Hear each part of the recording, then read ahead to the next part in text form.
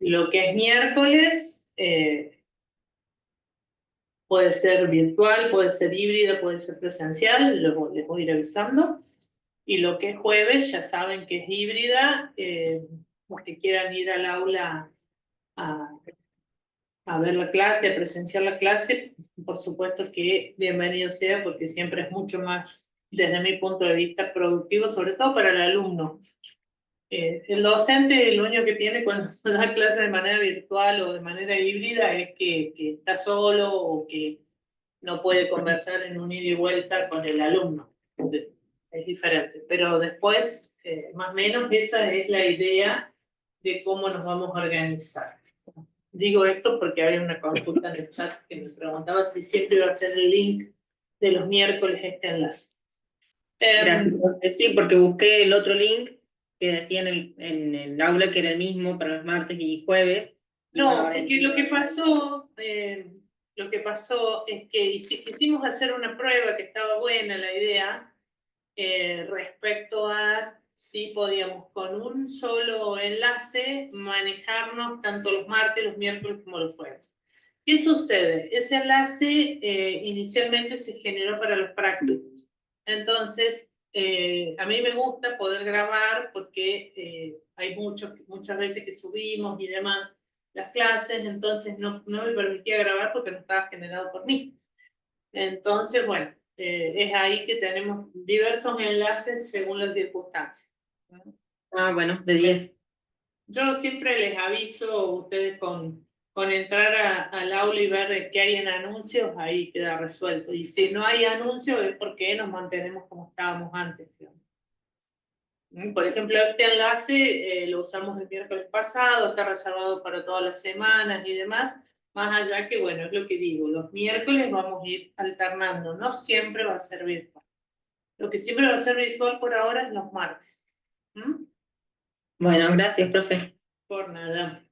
Bueno, antes de que sigamos, ayer habíamos llegado al artículo 11, o sea que estamos en los requisitos para que el deudor que está en cesación de pagos y que no sabe cómo afrontar los problemas que tiene con la empresa, decide voluntariamente recurrir a un abogado que haga presentaciones en concursos y quiebras y formular su pedido de formación de concurso preventivo. Para hacer eso y que el tribunal acepte ese pedido, como es un proceso judicial que está regulado en la ley que estamos estudiando, tiene que cumplir un montón de requisitos de presentación. Esos requisitos están en el artículo 11 de la ley, que es lo que empezamos a ver anoche. Vamos a continuar para después avanzar y tratar de llegar a la sentencia de apertura. Les voy a compartir como estábamos haciendo. Así podemos ir siguiendo un orden, más allá de que, como siempre les digo, me interrumpen cuando no quede claro algo o cuando quieran preguntar, no hay problema. Yo no los veo porque así tengo la pantalla completa conmigo. Pero cuando ustedes quieran, cuando tengan dudas o por ahí no comprendan algo, me interrumpen, no hay problema, no me molesta. Me molesta que las cosas no andan, nada más que eso, pero después está todo bien. Ah, qué hermoso. PowerPoint no responde. ¿Ustedes lo ven? Sí, profe. Sí, sí, se ve. Sí, pero... Sí, profe. Sí, qué bueno, pero no puedo hacer nada porque está todo... No se está presentando, digamos, como presentación de diapositivas, pero se ve. Ahí está, ahora sí, para. Ah, pero esto es una maravilla, como instrucciones, todo. Ay, por Dios. Profe, buenas noches. Dale, charlemos mientras hago andar esto. Le hago una consulta. Estas clases que se van a grabar, ¿las van a subir luego a la plataforma para que podamos verlas? Porque se me superpone con otra clase que no graban. Sí, o sea, se suben, pero no se suben inmediatamente. La idea es que, a ver, no entiendo por qué se te superpone si esto es materia de quinto año. ¿Vos qué estás cursando que se te superpone? No debiera suceder. Análisis de estados contables. ¿Y de qué año es esa materia? De quinto también. ¿Y por qué se superpone? Porque creo que este es redictado. Es de segundo semestre No, que se está redictando en el primer claro, semestre y está la otra bien, es de pero primero. no, está bien, no, en eso sí, es Para redictado. administración financiera pasa lo mismo los martes. Ah, qué hermoso. Bueno, Sí. siendo Sí, así, profe, y El seguro no tema lo de... organizaron bien al ser redictado. ¿cómo, perdón? Que seguro que los que organizaron, digamos, los horarios no se fijaron en eso, que era redictado, pero también es de quinto la materia esta.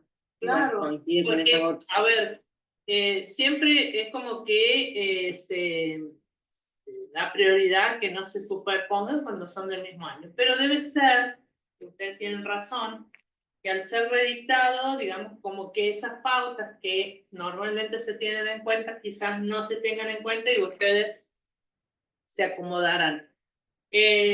Bueno, yo voy a procurar que se suba claramente, porque la idea es que puedan estudiar de las clases e ir siguiendo la materia. O sea que sí, sí, sí, claramente, porque ya sí, siendo el mismo año se les superpone, sin lugar a dudas. ¿Mm? Bueno, muchísimas gracias, profe, por tenerlo De en nada. consideración. Bueno, avancemos. Habíamos llegado ayer Profe, a, señora, perdón que corte, pero tengo una pequeña duda que seguro debe ser una tontera y yo no lo entendí. En el artículo 2 habla de personas jurídicas privadas sí, y públicas. sí, Y no importa, cualquiera sea el porcentaje de participación del Estado, nacional, provincial, sí, municipal.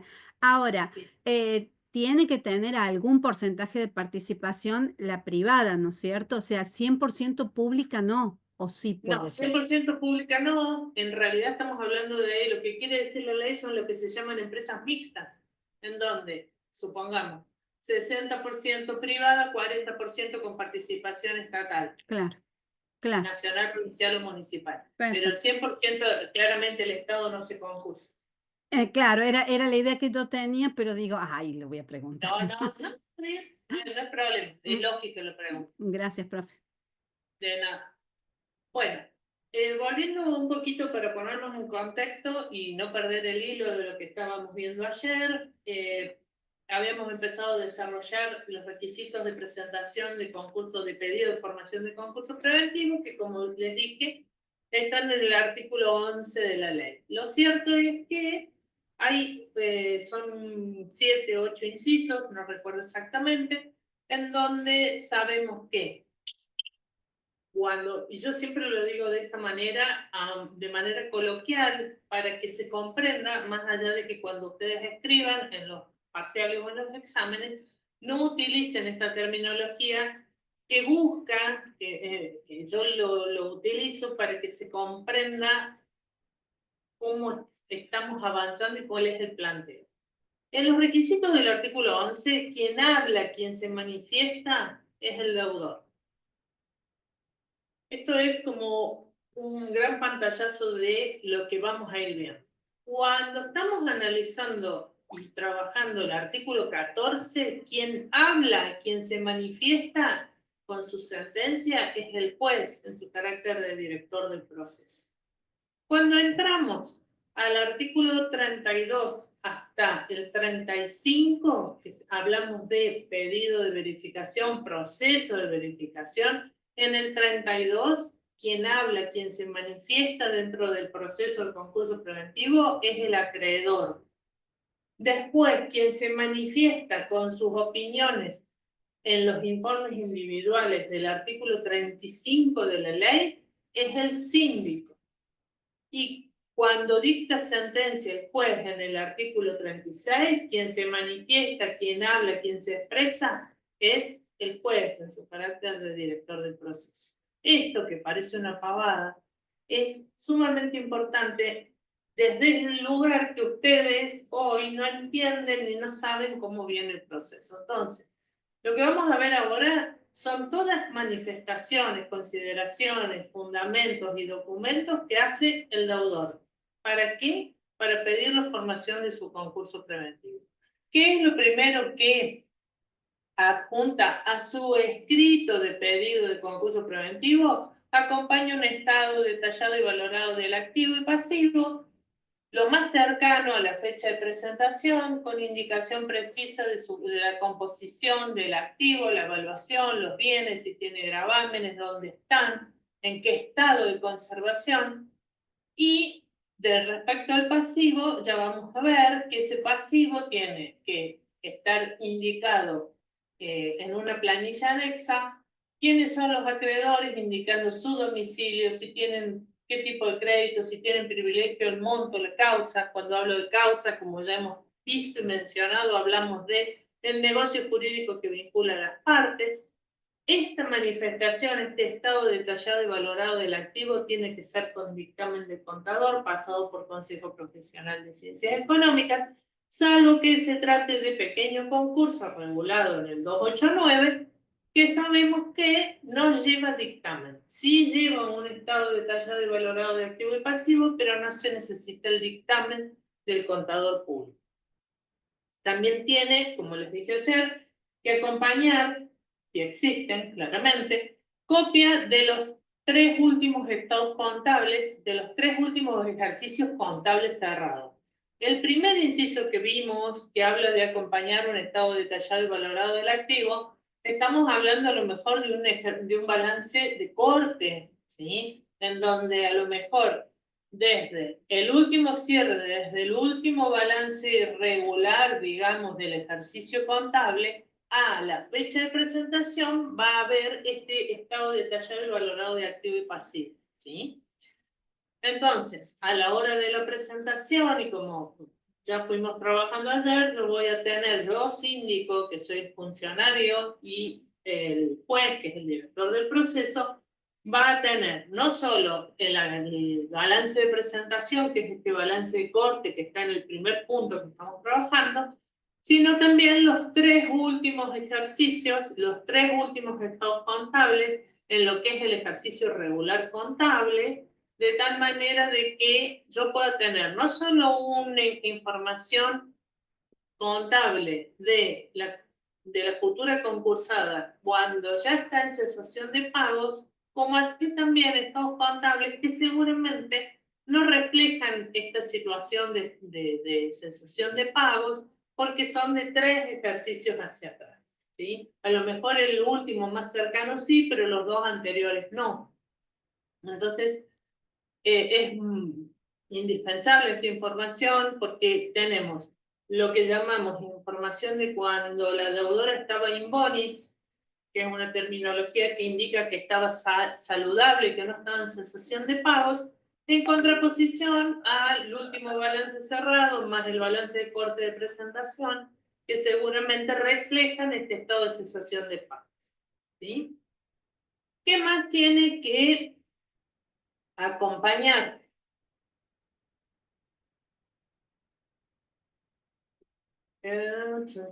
Acompañar nómina de acreedores indicando monto, causa y privilegio, que esto está relacionado con el pasivo. Debe indicar el domicilio del mismo, el vencimiento, si existen codeudores y terceros obligados. Este ítem que estamos viendo ahora es fundamental para que el síndico pueda dar cumplimiento a una obligación que está contenida en la sentencia de apertura del artículo 14, como es la obligación de enviar cartas a los acreedores denunciados, ¿sí? Entonces, cuando hablamos de acreedores denunciados, ¿denunciados por quién? Denunciados por el deudor. ¿A dónde los denuncia el deudor? En su cumplimiento de requisitos del artículo 11. ¿En qué punto? En esto, acompañar nómina de acreedores indicando monto, causa, privilegio, domicilio del acreedor, vencimientos por deudores y terceros obligados. Esa es la denuncia. ¿Para qué denuncia? Para decir y fundamentar no solo las razones de la cesación de pago, qué fue lo que le fue pasando a lo largo del tiempo que entró en cesación de pago, sino a quién él dice que le debe, ¿sí? En este momento es un decir, documentado porque adjunta un montón de documentación de cada acreedor, pero en realidad es una manifestación que hace el deudor. Nada más. Después deberá formar por cada acreedor denunciado, que es el punto anterior, un legajillo con copias de la documenta. Entonces, ¿qué tenemos? Los acreedores denunciados en esta planilla, como así también un legajo, una carpetita, hoy un PDF, con toda la información documentada que hace al sustento de esta nómina de acreedores. Supongamos, vamos al ejemplo, primer acreedor denunciado en este Excel que arma el deudor en su presentación. Dice, qué sé yo, Aladio Sociedad Anónima, ya no existe más Aladio, se vendió y se transformó en otra empresa. Fabricaba, ¿cómo se llama? Lavarropas y todo lo que es Dream. Bueno, el acreedor denunciado es Aladio. ¿Cuál es su domicilio? XX en la ciudad de Luque, ¿sí? Provincia de Córdoba. ¿Qué se le debe según el deudor? El deudor dice que le debe a Aladio 10 facturas por provisión de lavarropas, ¿sí? Y que esas facturas son las facturas 5, 20 y así sucesivamente, por un monto de 15 millones de pesos. ¿Sí? ¿Qué tipo de crédito es quirografario? Porque es compraventa, o sea que no reconoce ningún tipo de privilegio. Y que la causa es el negocio jurídico, que es la compraventa o la provisión por parte de Aladio de tanta cantidad de lavarropas al deudor. ¿Sí? Bueno, así con todos y cada uno de los acreedores denunciados. No solo el Excel, sino la documentación que demuestre que lo que dice el deudor puede llegar a ser. Acá estamos hablando de algo que dice y que después, cuando venga el acreedor en el proceso de verificación, se hará la compulsa necesaria para saber si el acreedor que dice ser acreedor y que el deudor dice denunciarlo, realmente lo es. ¿Sí? Deberá acompañar, además, un dictamen de contador sobre la correspondencia existente entre los acreedores denunciados en esa planilla de Excel, en el primer punto de este Power, y los registros contables o documentación existente y la no existencia de otros acreedores no denunciados. Segundo dictamen de contador público pasado por ante el Consejo. Lo cierto es que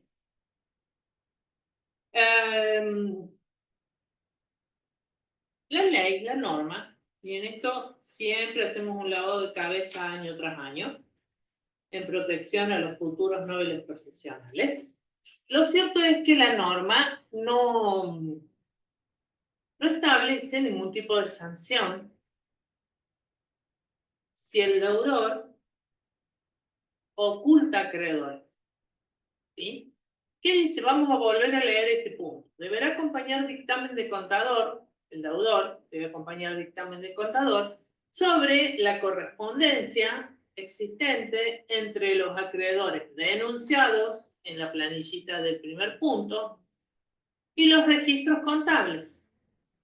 Y el dictamen, además, firmado por contador, debe aseverar la no existencia de otros acreedores que no hayan sido denunciados. O sea que el contador firmante de este dictamen está aseverando que el pasivo denunciado es 100 millones de pesos y no 150 millones de pesos. Sucede que acá el único que corre riesgo es el contador, ¿sí? Y además este informe va pasado por ante el Consejo Profesional de Ciencias Económicas que certifica firma y demás y toda el control formal de la presentación. ¿Qué digo año tras año? Si uno observa, en general, claramente hay excepciones, el contador firmante de los balances, de los 3 balances cuando la sociedad estaba in bonis, cuando no tenía mayor problema y demás, se llama Juan Pérez. Y el contador firmante de este segundo dictamen, aseverando que el pasivo denunciado es 100 millones de pesos y no 150, o sea que no existen otros acreedores no denunciados, no se llama Juan Pérez, se llama Gabriel González. Entonces, yo siempre digo que por más que por ahí sea tentador el honorario, sean muy cautelosos, no digo que no firmen, pero sean muy cautelosos a la hora de firmar estos tipos de dictámenes en donde ciertamente a lo mejor conocen toda la información que de respaldo, que a ustedes los deja tranquilos para saber que lo que están firmando se corresponde con la realidad, pero otras veces no. Y si ustedes no tienen la certeza de que lo que están certificando realmente se corresponde con la realidad y que el pasivo denunciado son 100 millones y no 150 porque hay 50 millones que no se denunciaron, yo digo que por más que sea un honorario tentador y demás, lo piensan 2 veces. Todos los años hago el mismo lavado de cabeza, todos los años hago el mismo consejo. Me parece que es importante, ¿sí?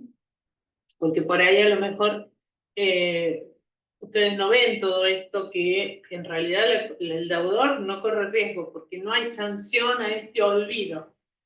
Quien está poniendo la firma es el contador y es el que se hace responsable de que realmente cuál es la composición y la magnitud de ese pasivo que se está denunciando. ¿Se entiende lo que digo? Sí, profe. Bueno.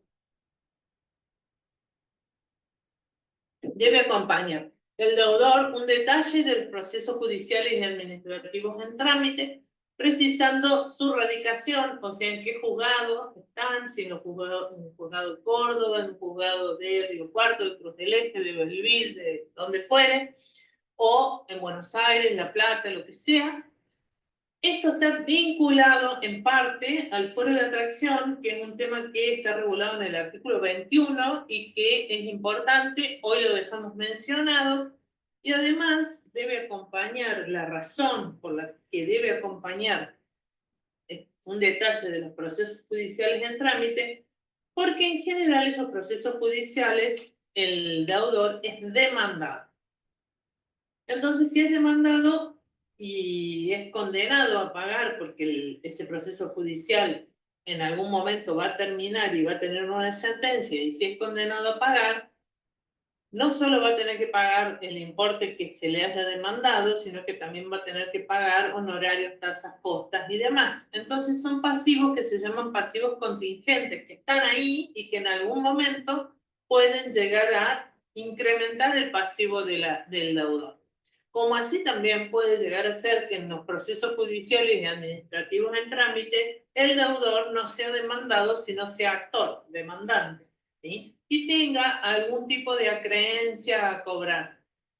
Entonces, en ambos casos hay que saber y debe aportar un detalle de los procesos judiciales y administrativos en trámite. Por otro lado, deberá enumerar los libros de comercio con expresión del último folio utilizado y ponerlos a disposición del juzgado en donde tramite el concurso.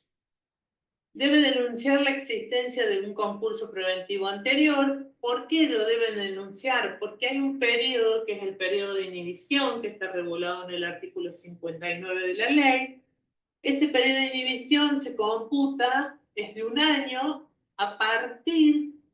¿Qué significa este periodo de inhibición? Que no puede volver a presentarse en concurso preventivo. ¿Dentro de qué plazo? Dentro del plazo de 1 año a partir de que el juez dicte la sentencia de conclusión de concurso preventivo.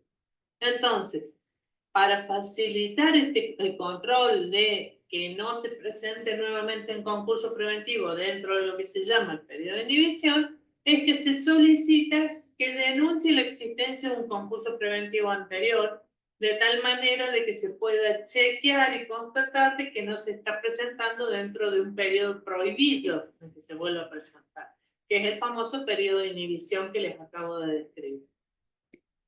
¿Qué más tenemos? Debe acompañar, acá entramos en toda la parte de cuestiones laborales, debe acompañar nómina de empleados con detalle de domicilio, categoría, antigüedad y última remuneración recibida. Deberá acompañar declaración sobre la existencia de deuda laboral y con los organismos de seguridad social, certificado por contador público, pasado por ante el consejo, es la tercera intervención que va a tener el contador, ¿sí? Con los mismos consejos que les di antes respecto a certificar documentación e información y demás que no están acostumbrados porque no han estado antes vinculados con el deudor, ¿sí? Sino que son un contador nuevo que ha sido llamado para firmar estas certificaciones. Profe, Sí. profe, lo apropiado sería que el contador que venía llevando los papeles de la empresa sea el que hiciera esto, ¿no es cierto? Pero eso no sucede, No sucede en la práctica, rara vez. claro, Y no sucede por lo que les digo. por la Porque- responsabilidad. Claro, Sí. claro. Lamentablemente, por eso siempre todos los años hacemos lavado de cabeza. Pero Claro. es un lavado de cabeza que yo creo que es saludable, ¿entienden? ¿Por qué? Porque si todo fuera tan nítido, tan espectacular y todos estuviéramos tranquilos y no hubiera responsabilidades que uno dijera, uy, soy responsable de esta situación y ¿por qué si yo creí que estaba todo bien? ¿Sí? Entonces, como a lo mejor no se advierte la situación, yo digo, bueno, hagamos lavado de cabeza. Weinstein se ríe, pero es la verdad, hagamos lavado de cabeza de tal manera de que si todo es tan impecable, que firme el que venía firmando, que conoce al puntillo la sociedad. Bueno, a veces pasa que sí es el mismo, pero la generalidad es que, vuelvo a decir, venía firmando los balances Inboni Juan Pérez y hoy firma Gabriela González. ¿Se entiende? Totalmente. Gracias, profe. De nada. Extensión plazo para acreditar requisitos, 10 días a contar desde la fecha de presentación. Y solamente el juez va a dar una extensión de plazo cuando los requisitos que falten cumplimentar no dependan de la voluntad del deudor, sino que dependan de un tercero. El mejor ejemplo que les puedo poner es el informe de subsistencia de inspección de sociedades jurídicas para acreditar que la persona jurídica que está pidiendo la formación de su concurso preventivo existe, subsiste y demás. Son cosas que dependen de terceros y no que sea el cuadro anexo con detalle de los acreedores denunciados indicando monto, causa, privilegio, domicilio. Eso no, eso depende del deudor. ¿Sí? No hay una causa fundada más que no se entere a un empleado a cargar toda la información. ¿Se entiende? Muy bien. Artículo 12. Terminamos con el 11. Estamos en la presentación. No se sabe si el deudor cumplió todos los requisitos y demás. Está todo presentado. Se presenta por mesa de entrada en tribunales. Supongamos que el domicilio de la sede legal y demás es acá en Córdoba Capital. Entonces, el deudor que está en cesación de pago junto con el abogado que le armó la presentación, porque lleva patrocinio letrado la presentación, concurren a mesa de entrada, se sortea el juzgado, hay 8 juzgados con competencia exclusiva en concursos y quiebras en la ciudad de Córdoba, primera circunscripción, y sale elegido el juzgado número 52 del doctor Ruiz. ¿Sí? El juez es el doctor Ruiz. Muy bien. El doctor Ruiz se va a tomar el tiempo procesal establecido en la ley para analizar si están cumplidos todos los requisitos. El primer requisito que va a analizar es si está demostrada la cesación de pago, porque es el presupuesto necesario. ¿Sí? ¿Qué va a pasar?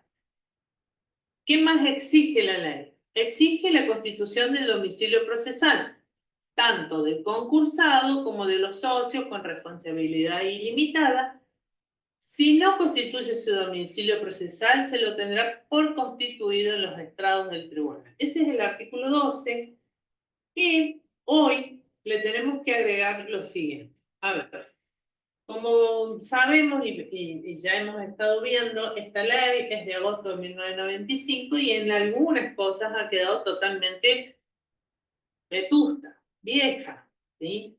Por suerte, claramente, todo lo que es el sistema de administración de causas, que es el SAC, que es la aplicación donde está el expediente electrónico, se generan las cédulas, se cargan los escritos y demás, se vincula a la constitución de lo que se llama el domicilio electrónico, ¿sí? Que es un mail en donde a nosotros nos llegan todas las cédulas y demás.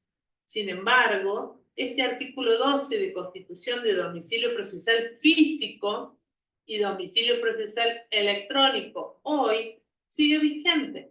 Entonces, cuando yo me presento en concursos preventivos, voy a tener un domicilio procesal físico constituido dentro del radio de 30 cuadras del punto cero, que el punto cero es tribunales, Arturo M. Vázquez Caseros, ¿sí? Porque no solo sigue vigente el artículo 12 de esta ley, sino que además sigue vigente el artículo 88 del Código Procesal Civil y Comercial de la provincia de Córdoba, que es el lugar donde tramita el proceso.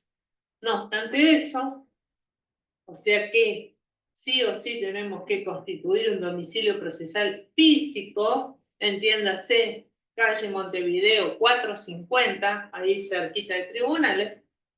También tenemos que constituir el domicilio electrónico, que hoy por hoy tiene la misma importancia que el domicilio procesal físico, ¿sí? Ese domicilio electrónico se impone por una acordada. Acordada es una decisión emanada de la faz del rol, no de la faz, del rol administrativo que tiene el Superior Tribunal de Justicia. Entonces, esa acordada impone que se constituya domicilio electrónico, además del domicilio procesal que establece el 12 de esta ley, en consonancia con el 88 del Código Procesal Civil y Comercial. ¿Qué más dice? Artículo 13. El juez tiene 5 días para aceptar o rechazar la petición de formación de concurso preventivo. En definitiva, volviendo al ejemplo que teníamos antes, entró por mesa de entrada, sale sorteado el juzgado número 52 a cargo del doctor Ruiz. ¿Qué va a hacer el doctor Ruiz? Va a estudiar si ese pedido de formación de concurso preventivo cumple con todos los requisitos, ¿sí? Tiene 5 días para aceptar o rechazar la petición de formación de concurso preventivo. ¿Cuáles son las causas de rechazo? Falta de cumplimiento de requisitos, ¿sí? Que no admitan la prórroga que vimos antes del artículo 11 de 10 días a contar de la fecha de presentación. También puede ser una causal de rechazo un segundo concurso preventivo solicitado dentro del periodo de inhibición.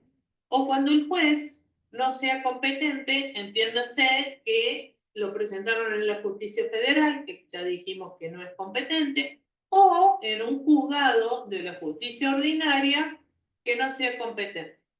¿Por qué no sería competente un juzgado? Y porque la sede central de los negocios la tiene acá en Córdoba Capital y se presentó en Cruz del Eje. Resolución que deniega el concurso preventivo es una excepción al 273, es apelable solo por el deudor y con efecto suspensivo, ¿sí? Muy bien. Entonces, ahora dijimos, en el 11, quien se manifiesta, quien habla es el deudor. Quien presenta toda la información, arma los Excel, el escrito de presentación, es el deudor junto con su asesor letrado, ¿sí? Ahora vamos a empezar a trabajar lo que es la resolución de apertura. Esto, que la ley llama resolución de apertura, normalmente nosotros lo llamamos sentencia de apertura, y es una sentencia que dicta el juez en su carácter de director del proceso, que está protocolizada en el libro de sentencias y demás. Para que ustedes tengan una idea, en todo lo que es el proceso de concurso preventivo, hay hitos que son sentencias que son importantes. Así como tenemos la sentencia de apertura que vamos a estudiar ahora, que es la del artículo 14, tenemos otra sentencia que es recontra importante, que es la sentencia de verificación de créditos del artículo 36. Luego, hay resoluciones que hacen que el proceso avance para llegar a lo que es el acuerdo homologado, ¿sí? Que es la sentencia culmine, el objetivo de todo esto que estamos estudiando, ¿sí? Muy bien, vamos a trabajar esta sentencia de apertura. La sentencia de apertura es la sentencia que dicta el juez en su carácter de director del proceso y que establece un montón de plazos, formas y obligaciones que debe hacer tanto el deudor como la sindicatura actual. Si nosotros decimos, ¿dónde se plasma? Yo siempre, ¿se acuerdan que en la clase de presentación les dije que esta es una ley de fondo y de forma? De fondo porque contiene derecho y de forma porque contiene proceso.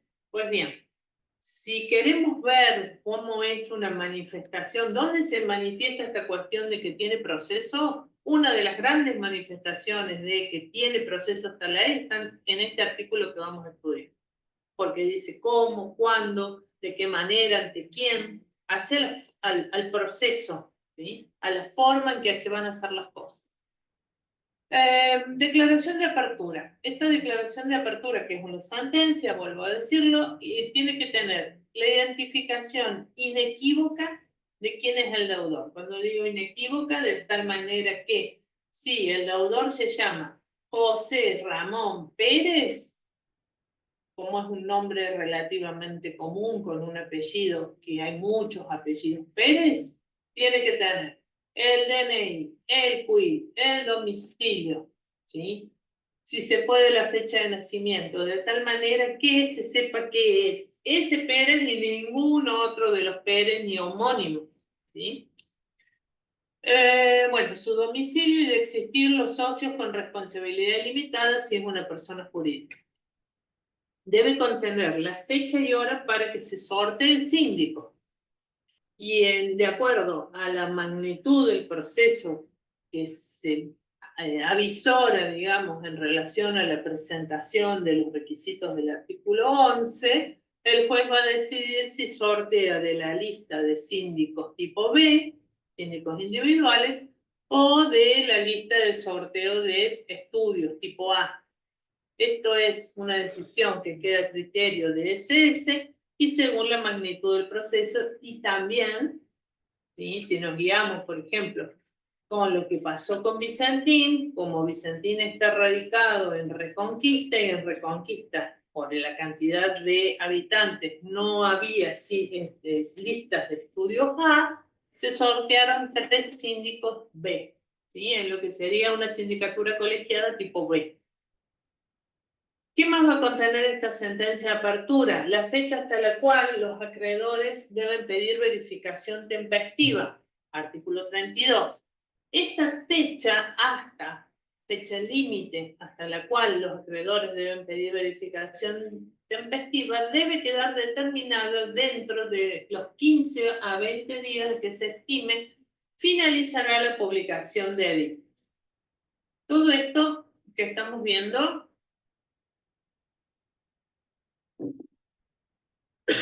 lo van a ver en detalle en la línea de tiempo. Profe, Sí, ahora todos hablan, dale. ¿qué sería verificación tempestiva cuando no Bueno. aparecen en la nómina? ¿Que no aparece qué? Cuando no aparecen en la nómina. No, nada que ver. No, no. La verificación tempestiva es la que está regulada en el artículo 32 de la ley. Tempestivo significa en tiempo y forma. Hay otro tipo de verificación que es la verificación tardía, que está regulada en el artículo 56. O sea que la primera diferencia que te tengo que marcar que lo que está regulado en el 32 es lo que se considera en tiempo y forma. Y lo que está regulado en el 56 es que está fuera de tiempo, tardío. ¿Qué es verificar? Bueno, es la posibilidad, el derecho que la ley le otorga a los acreedores para que aquel acreedor que dice ser acreedor del deudor lo pueda demostrar y de esa manera, al haberlo demostrado, convertirse realmente en acreedor del concurso. ¿Por qué? Una cosa es decirlo y otra cosa es serlo. ¿Sí? Bien. Entonces, para ser realmente acreedor del concurso, el acreedor tiene que transitar este proceso de verificación. Que si lo queremos pasar en un lenguaje coloquial, es una zaranda que se va a hacer de quienes dicen ser acreedores. Cumplís todos los requisitos, pasa favorablemente la opinión técnica de la sindicatura, luego la opinión del juez, lo pasa favorablemente, listo, sos acreedor. Pero con decir que sos acreedor, no tenés todavía la certeza de poder cobrar dentro del concurso.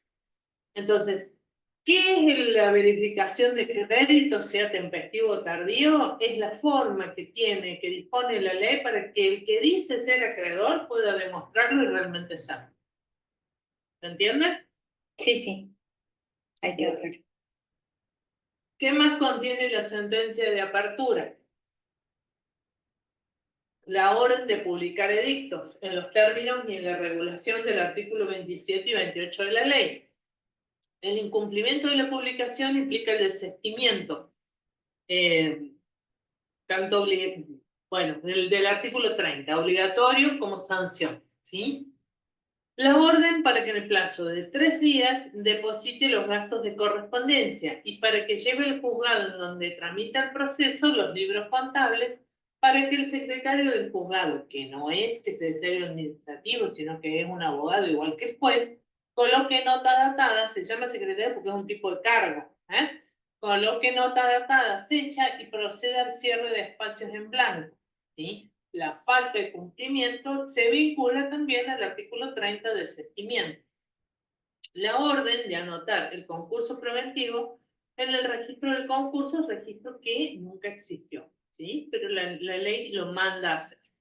De hecho, ¿cómo será que este registro del concurso no existe? Que por eso es la obligación de denunciar el concurso anterior, porque si existiera este registro del concurso, con que el juez vaya y pide información al registro del concurso para que le digan si estuvo concursada, cuándo concluyó y demás, saltaría el periodo de inhibición, cosa que no sucede.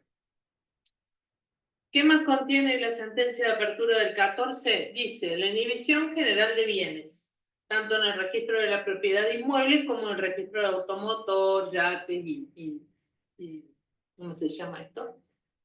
Máquinas agrícolas.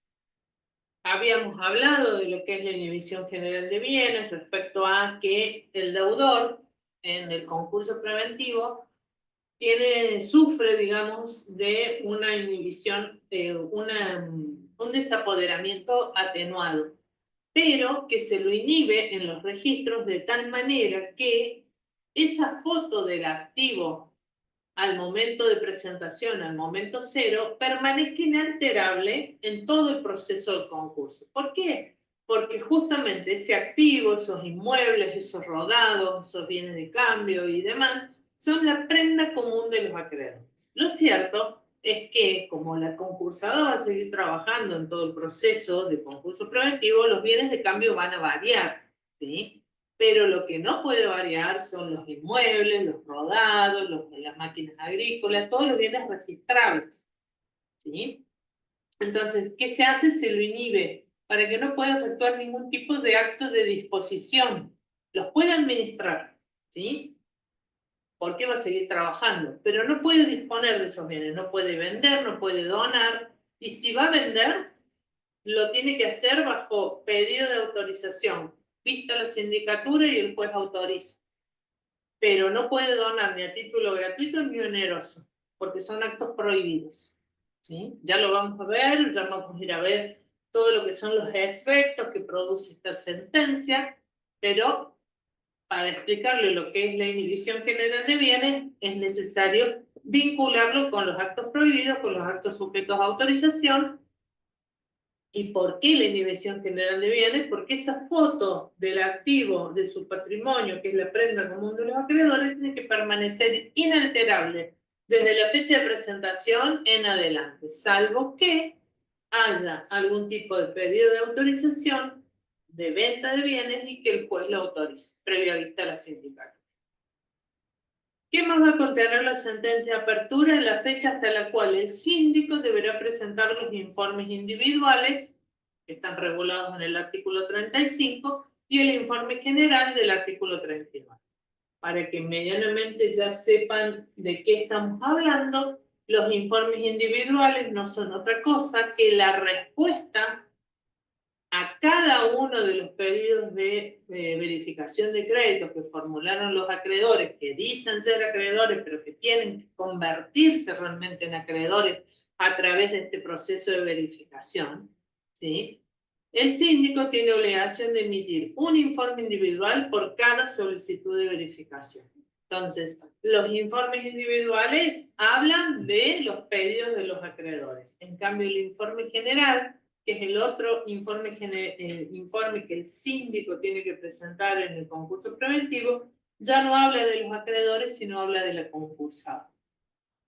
Evalúa la concursada, la mide, establece una evaluación de su activo, hace todo un trabajo que es realmente la contraposición. Así como los informes individuales, el síndico trabaja sobre los pedidos de verificación sobre los acreedores, en el informe general la sindicatura trabaja sobre la concursada, ¿sí?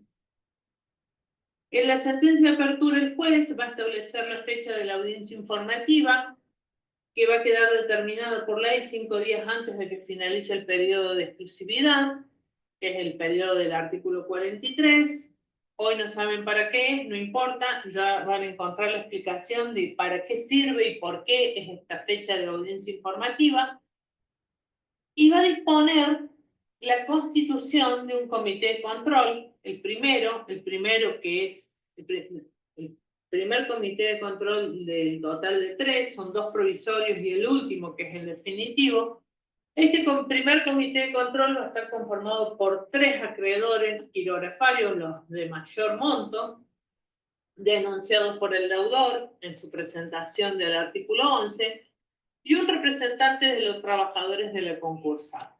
¿Cómo se va a elegir ese representante de los trabajadores de la concursada? Y en general es, si la empresa es una empresa grande, va a ser el representante gremial, digamos, el que los nuclea, no el gremio, sino el delegado gremial, no representante, el delegado gremial que está dentro de la empresa trabajando y que es la persona que normalmente los trabajadores escuchan, ¿sí? El que tiene la voz cantante dentro de los trabajadores.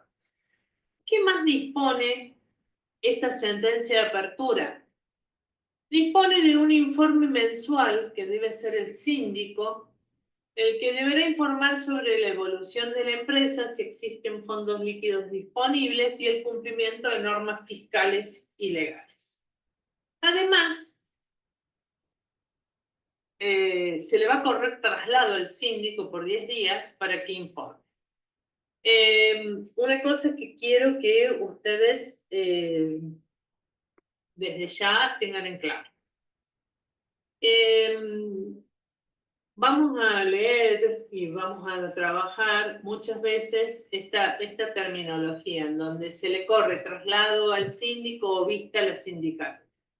Tanto el traslado como la vista son pedidos que se le hace al síndico. Estoy buscando una palabra que sea un poco más técnica que pedidos, que se le hace al síndico para que diga, mire y opine, ¿sí?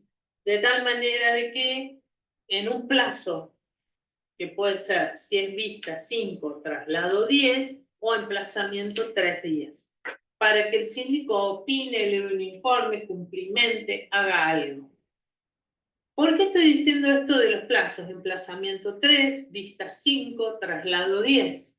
Porque la ley, en una parte que no recuerdo cuál es, pero existe, que les estoy diciendo, mezcla, el legislador mezcla erróneamente y pone, creo que es traslado 5 o vista 10, lo da vuelta.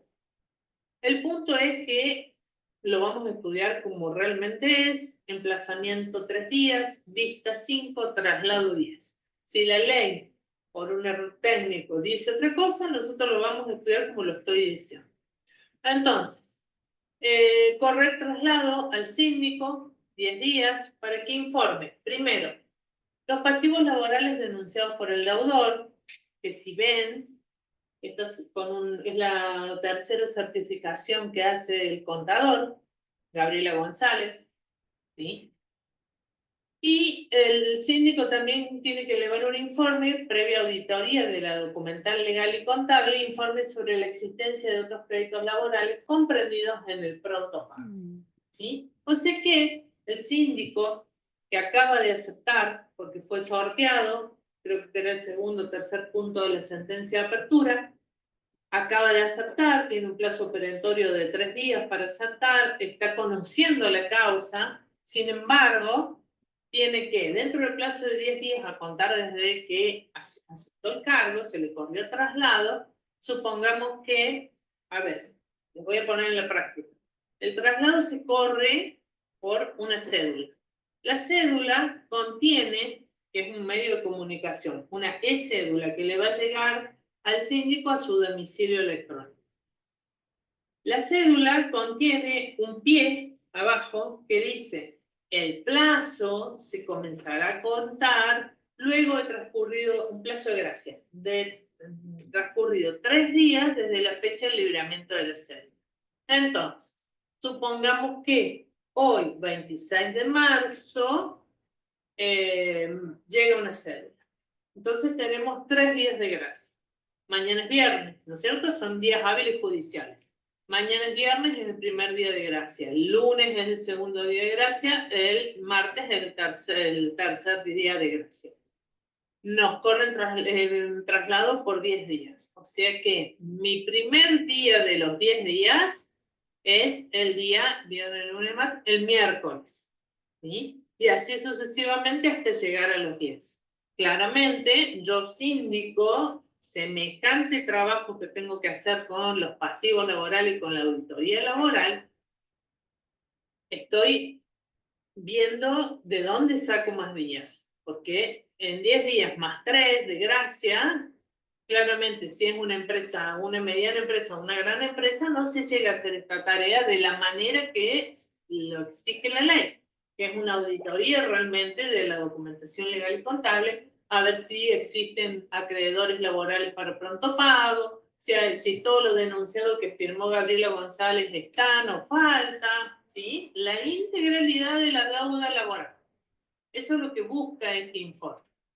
Bueno, verdaderamente el síndico se vuelve loco porque normalmente el plazo, como mucho, contando los fines de semana y demás, son 17, 18 días para trabajar.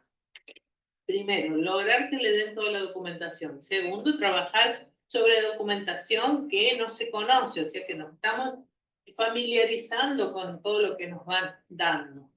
No es fácil, pero realmente es un informe que se necesita y que quizás hoy no se nota en la magnitud de la importancia, pero este informe laboral es fundamental para todo lo que son créditos laborales y pronto. Les comento que tradicionalmente, seguramente ya lo saben, como la cuestión de los créditos laborales dentro de un concurso preventivo es un tema y la normativa está bastante dispersa en toda la ley, generalmente yo doy una clase especial de créditos laborales, de cómo cobra un acreedor laboral dentro de un concurso preventivo, clase que ya voy a ver, porque ahí estaba viendo el cronograma y el miércoles que viene es feriado, es 2 de abril. Entonces, ya voy a ver si esa clase la doy el martes de manera virtual o ya veo cómo la voy a acomodar. Es una clase que es importante, o sea que por ahí me gustaría escaparle un poco a la virtualidad, pero por otro lado, dándome cuenta cómo es la situación de que coinciden horarios, digo, bueno, de última queda grabada y aquellos que no la pueden presenciar la ven. Entonces, no sé, capaz que sea la clase del martes que viene, ¿sí? ¿Qué más tenemos dentro del 14? Terminamos. Señora. Perdón, antes que siga, ¿La diferencia entre traslado, vista y emplazamiento es el plazo nomás o pasa algo distinto en cada caso?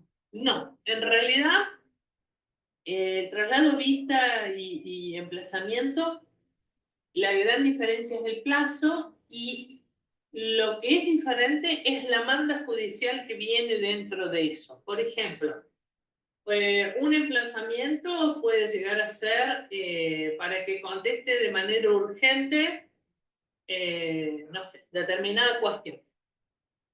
El trabajo del síndico es muy puntual en cuanto a informes, informe mensual, informe laboral, informes individuales, informe general en el concurso preventivo. ¿Está bien? Y después tenemos otros informes porque es una tarea muy colaborativa. Somos los ojos del tribunal, el nexo entre la concursada y el tribunal. Rara vez el tribunal sale a la calle y se constituye en la concursada. Es muy poco habitual. ¿Sí? Entonces, ¿quién es el nexo? La sindicatura. Entonces, para que diga, vea y opine, entonces, un emplazamiento puede ser de 3 días porque es urgente, ¿sí? O porque la sindicatura se le ha pasado por alto algo que tiene que hacer y el tribunal no va a seguir esperando y le habían corrido vista, no contestó, entonces lo emplazaron, porque el término emplazamiento suena medio como que no es muy amigable, ¿sí? Está emplazado para que cumpla y haga. Lo podemos situar en una cuestión de 3 días porque es urgente o en 3 días porque hay algo que no está cumplido, ¿sí? Luego la vista y el traslado buscan el mismo objetivo, que el síndico responda, que el síndico opine, ¿sí? ¿Qué les puedo decir? A ver, le corre vista a la sindicatura para que opine si es correcto, si pedido de autorización, ¿sí? Vamos al pedido de autorización. Está prohibido vender porque está inhibido. Pero sucede que necesita vender un auto porque ese auto forma parte de la flota de la empresa y necesitan poder reemplazarlo porque lo utiliza determinada persona que tiene que viajar para hacer cosas dentro de su labor dentro de la empresa. Pues bien, entonces, nos van a correr vista para que opinemos si es viable ese pedido de autorización. Nos van a adjuntar quién compraría el auto que se vende para que se pueda reemplazar. Entonces nos van a decir, bueno, el posible comprador del auto que la concursada quiere vender pagaría 15 millones de pesos, lo pagaría de tal manera, si la operación uno la ve viable, entonces opina, ¿sí? Se levanta la inhibición, se desbloquea esa matrícula para que pueda ser transferida, pero a su vez esos 15 millones que va a recibir la concursada por un bien que en teoría no se podría vender, tiene que ser aplicado y tiene que ser demostrado para comprar el nuevo auto para la persona que está, el gerente que tiene que viajar para cumplir. ¿Se entiende lo que estoy diciendo? Sí, Eso es la magnitud y de la urgencia. Claro. Nos van a correr traslado para lo que es el informe laboral, ¿sí? Que nos va a llegar una cédula y nosotros podemos contar el plazo a donde tiene que ser cumplido. Entonces, depende de la magnitud, depende de la urgencia, va a ser vista, traslado, emplazamiento, ¿sí? Es el medio de comunicación que tiene el tribunal con la sindicatura. Bien, y tengo otra duda. Dime. El plazo perentorio ese de 3 días para que el síndico acepte el cargo. Si él no lo acepta, ¿que se lo saca del sorteo hasta que se dé toda la vuelta o cómo es? Mira, tenés que ser muy cuidadoso. Por ahí,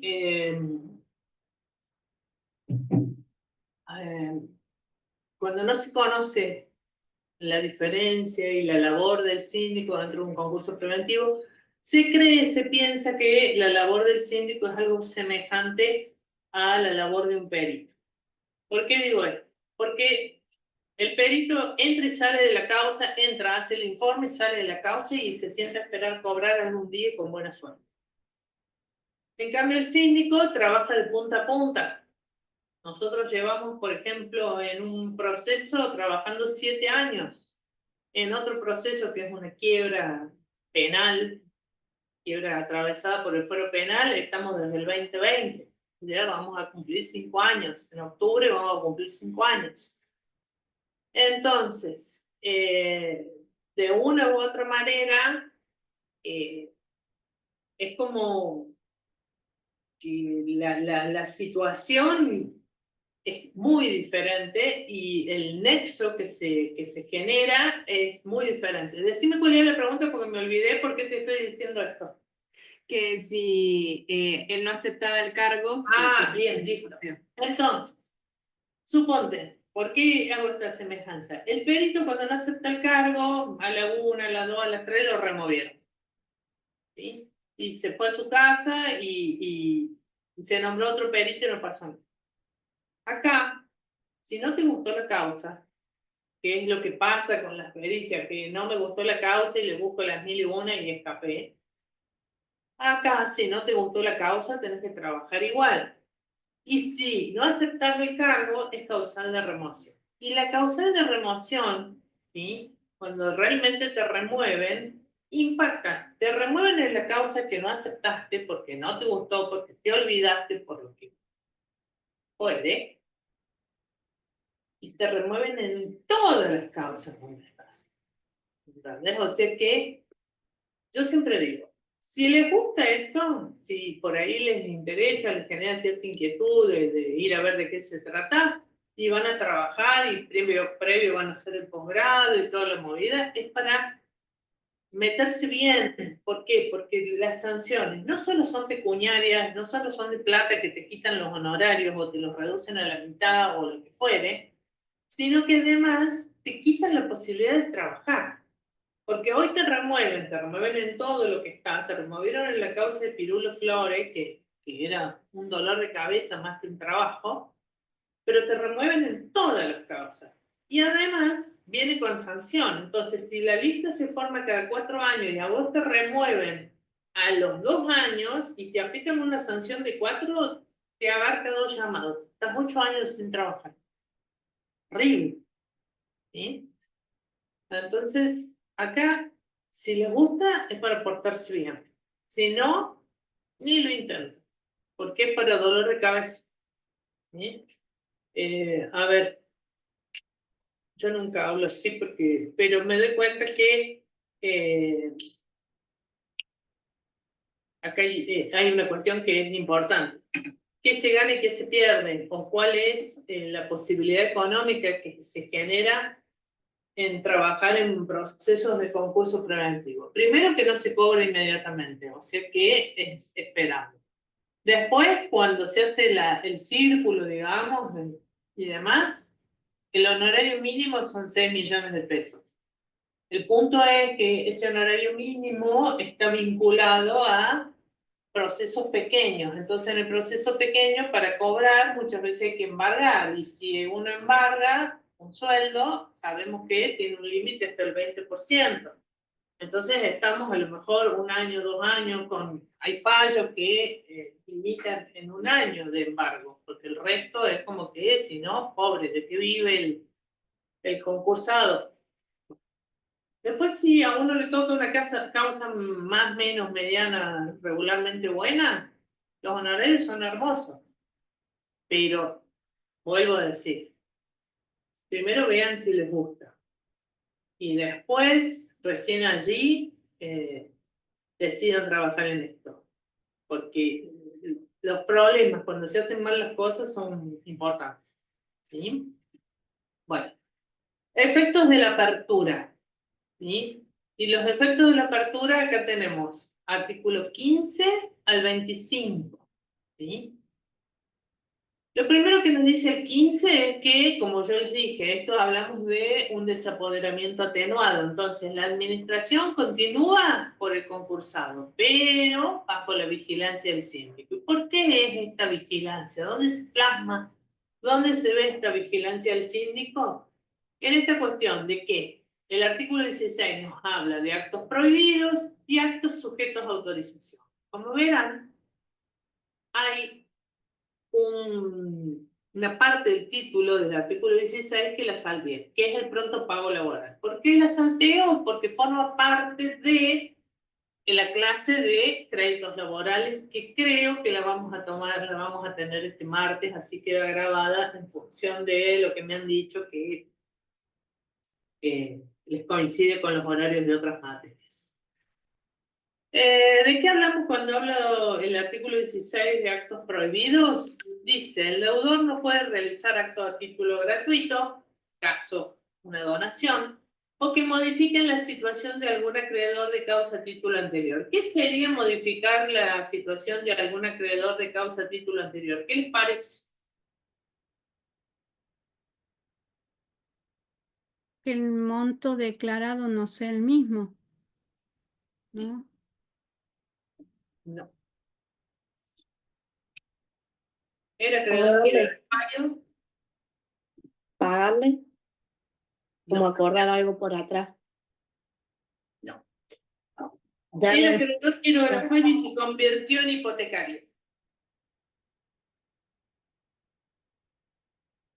Y no tenía privilegio, y de golpe apareció como crédito con privilegio, porque se le generó, se le constituyó una hipoteca o una prenda, se le cambió la condición.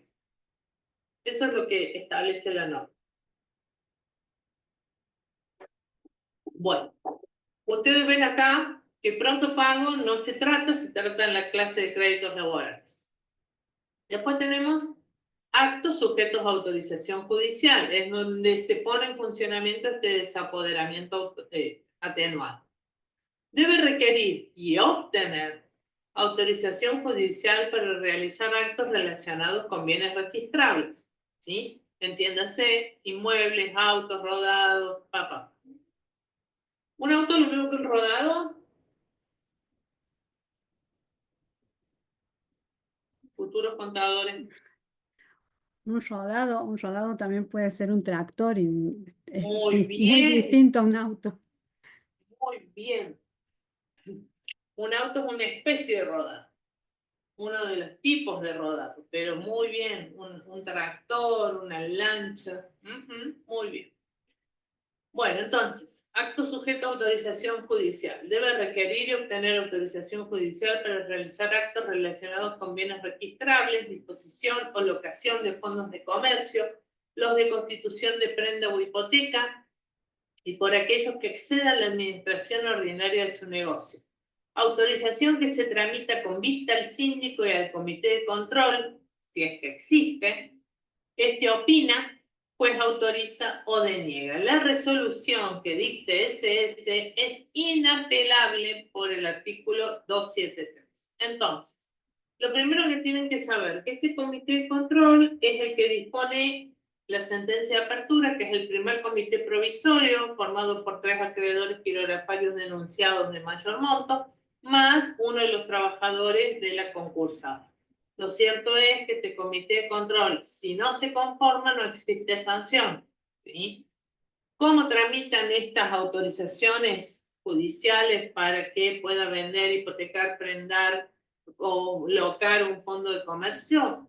Se pide, la pide el concursado, vista la sindicatura opina si es favorable, si va a ser una ventaja para el concurso que se venda este bien, o se loque el fondo, o se constituya, o se alquile un bien que está improductivo en el Chaco, lo que fuera.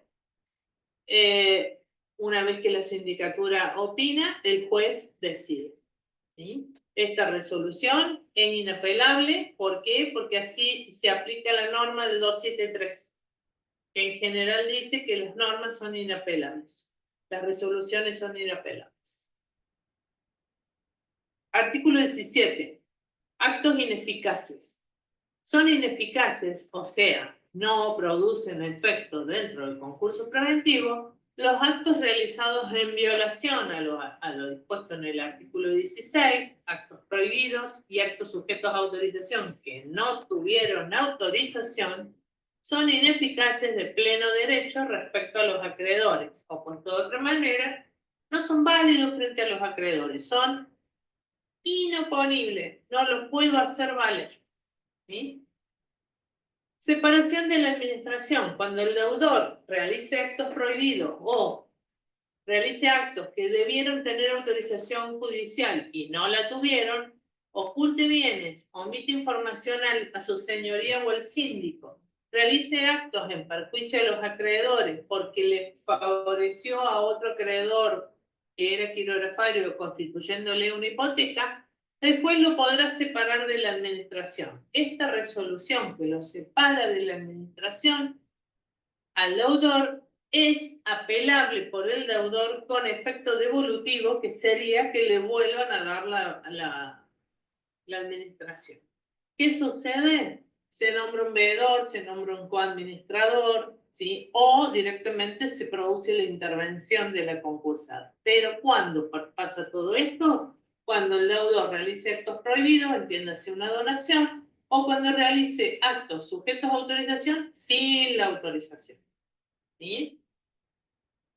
¿Se entiende lo que estoy diciendo? Que es importante. También puede cese limitar las medidas, no separarlo de la administración y nombrar, como les dije recién, un coadministrador, un veedor con las facultades que cese dispone. Las disposiciones anteriores se aplican también sobre los socios con responsabilidad ilimitada. Veamos. Artículo 19, quiero ver dónde está. Artículo 19. Pam, pam, pam. Muy bien. Bueno. Muy bien. Voy a anotar hasta dónde llegamos porque después no tengo secretaria que me avise y...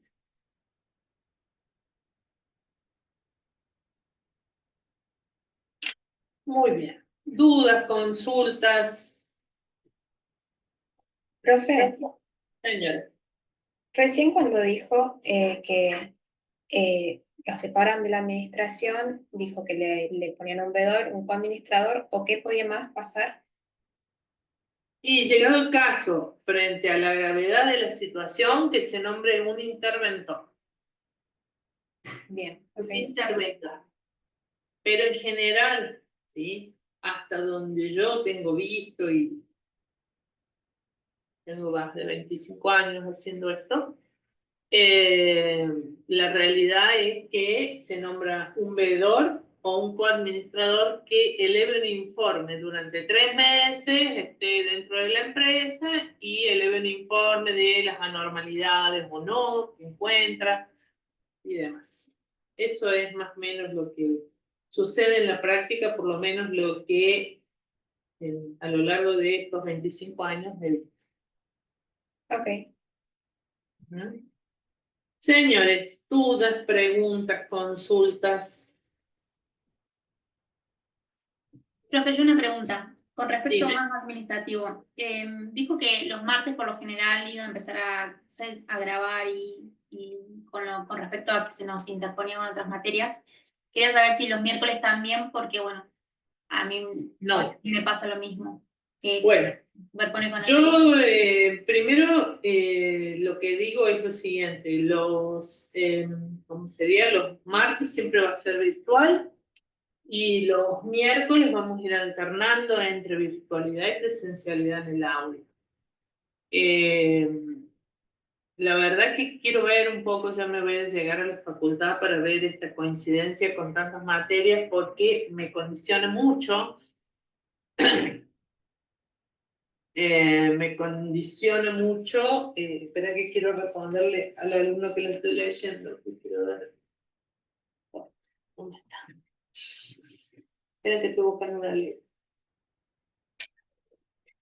Me condiciona mucho esta cuestión de que también los martes tenga que ser virtual siempre. Así que déjenme ver un poquito. Yo voy a ir a ver cómo es la coincidencia y si se puede solucionar. Franco, vos sos el que por chat me estás preguntando la ley. A ver, yo vuelvo a decir lo que dije en la clase de presentación. Es una ley que es maravillosa, pero es una ley cara. Entonces, lo que a mí me interesa de los comentarios, de manera muy acertada, hace el doctor Rillon, yo los traigo a la clase y los trabajamos. La última ley, la más... yo tengo la 17 edición actualizada y ampliada que contiene la 26994. No obstante, hay una modificación posterior que es pequeña, que es la 27170, si la memoria no me falla. ¿Yo qué le diría a...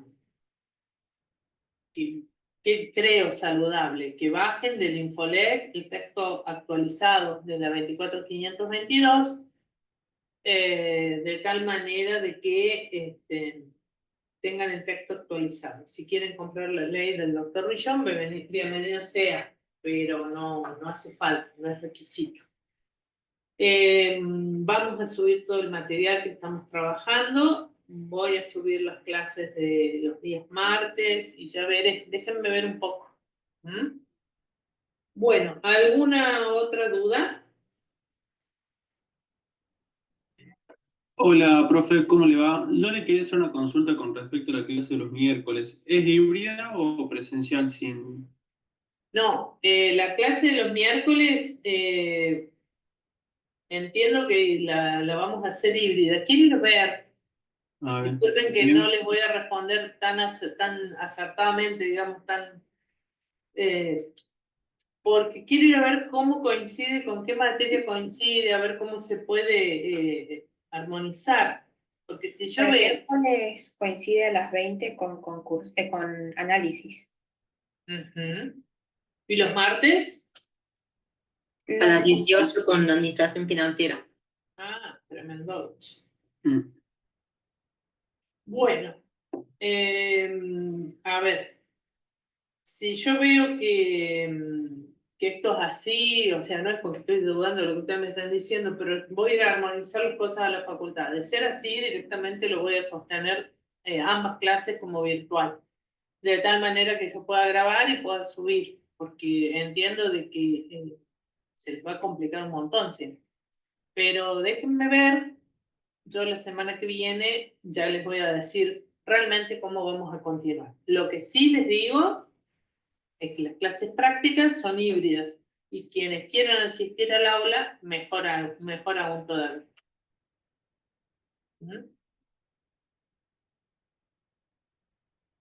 Marcelo Manuel Torres, los actos prohibidos y actos sujetos a autorización que hayan sido realizados sin autorización son inoponibles, o puesto de otra manera, no los puedo hacer valer a los acreedores. ¿Sí? Eso es lo que dice la norma. No sé si te respondo. Estoy leyendo el chat. Listo. Bueno, con respecto al tema martes-miércoles, déjenme ver. Voy a yo hacer las consultas pertinentes y si veo que la solución más lógica es mantener la virtualidad martes-miércoles de tal manera de poder grabar, porque personalmente me parece mucho más saludable grabar una clase virtual que una clase híbrida. Ya les voy a avisar, ¿sí? Lo que sí es inamovible es lo de los días jueves, que es híbrido y en lo posible presencial al aula con asistencia. Perfecto, gracias, profe. Nos vamos, que tengan buenas noches. No falten mañana que ver línea de tiempo. Buenas noches, Chau, profe. chau. Gracias. Gracias, profe. Chau, chau.